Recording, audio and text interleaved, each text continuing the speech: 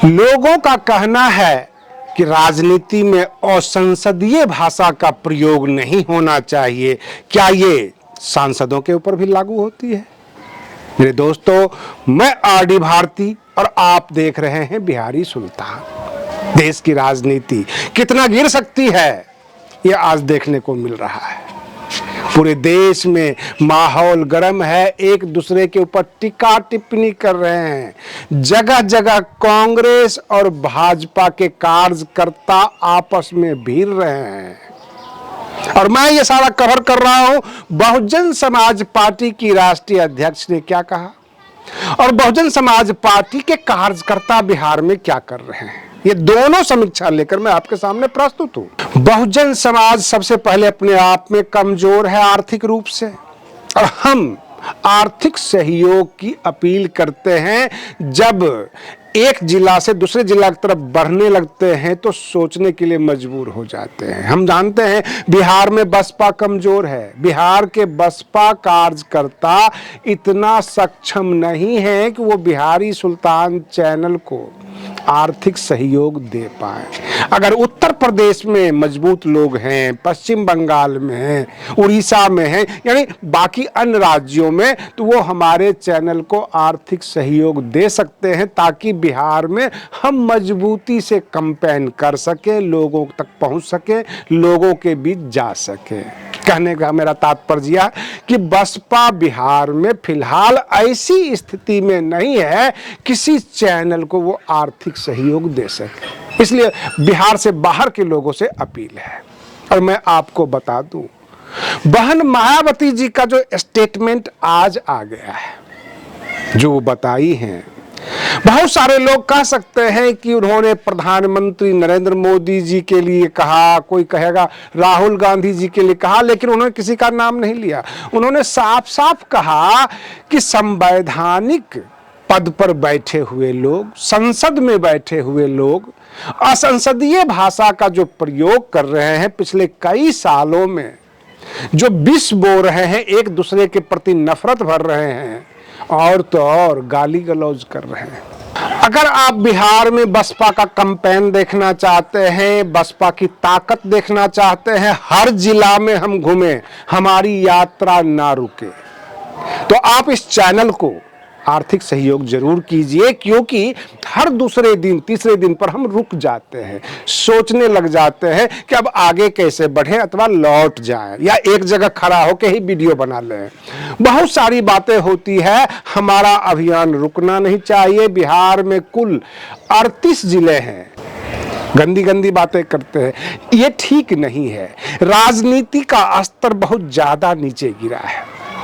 ऐसा नहीं है कि बहन मायावती जी ने प्रधानमंत्री नरेंद्र मोदी जी का पक्ष लिया अथवा राहुल गांधी जी का, क्योंकि अभी वोट अधिकार यात्रा चल रहा है, जहां पर राहुल गांधी जी, तेजस्वी यादव और बाकी महागठबंधन के लोग बिहार में वोट अधिकार यात्रा कर रहे हैं। और बताया जा रहा है, आरोप यह है कि वहां से गालियां दी गई प्रधानमंत्री नरेंद्र मोदी की मां के लिए, जो कि गलत है। मां तो महिला होती है, महिलाओं का अपमान है, पूरे देश का अपमान है। डिबेट करने वाले कहते हैं आधी आबादी का अपमान है।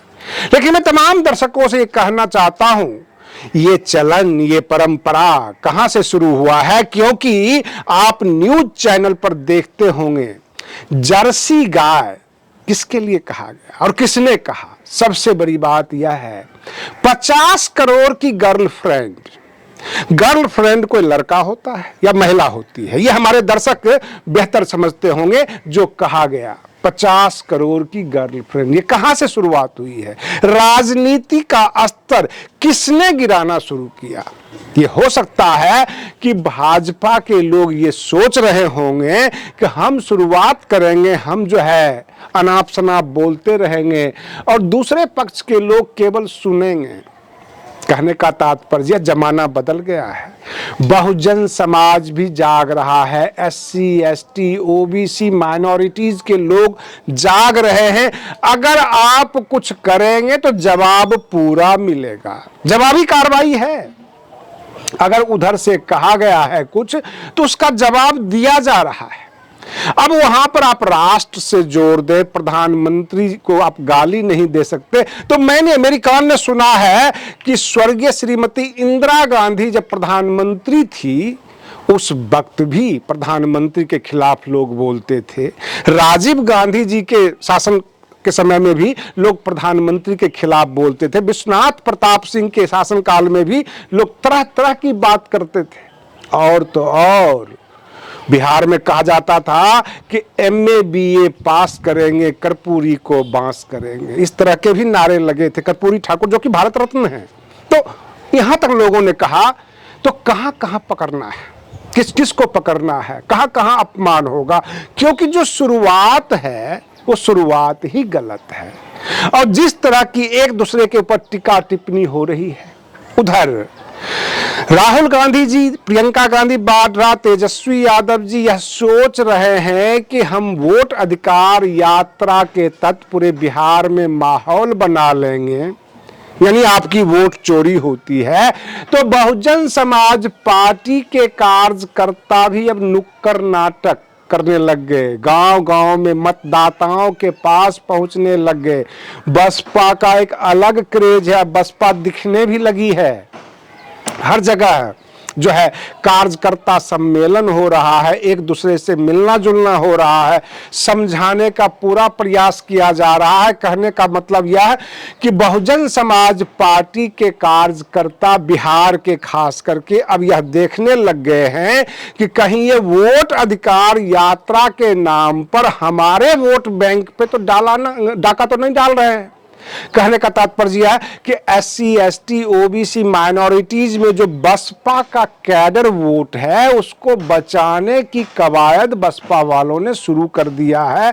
और हर प्रखंड में, हर जिला में बसपा काफी एक्टिव हो गई है। मैं बार बार ये कह रहा हूं केंद्रीय समिति से, जो बसपा के हैं, जो लखनऊ बैठे हुए हैं, कि जिला कार्यालय को मजबूत कीजिए, जिला कार्यालय को सपोर्ट कीजिए, ताकि जो जमीनी स्तर के कार्यकर्ता हैं, जो बसपा के मतदाता हैं, उनको मजबूती मिल सके, उनका हौसला बुलंद हो।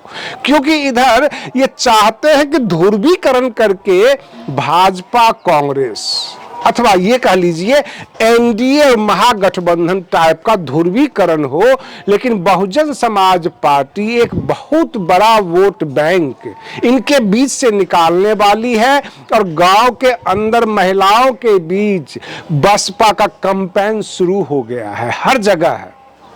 रही बात ये, बीच में जो बहन मायावती जी का ट्वीट आ गया, X के ऊपर पोस्ट आ गया, तो चर्चा ये भी शुरू हो गई है कि बहन मायावती जी एक महिला हैं, महिला राष्ट्रीय अध्यक्ष हैं।